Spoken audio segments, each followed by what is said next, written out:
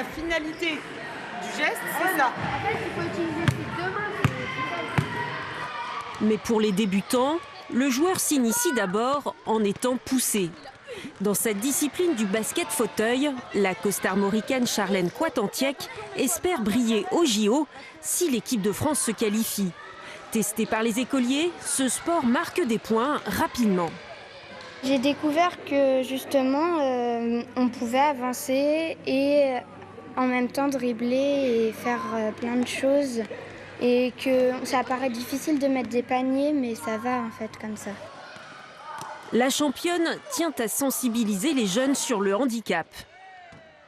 Quand tu les mets en situation, déjà ils se rendent compte, oh punaise, ça fait mal au bras.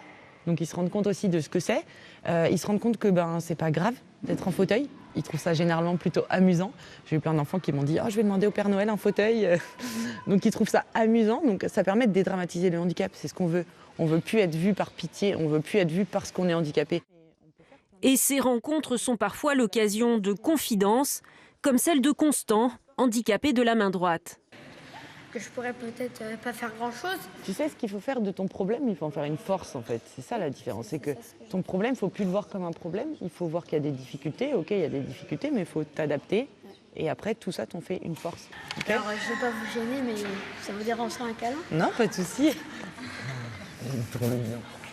Bon courage, accroche-toi. Super.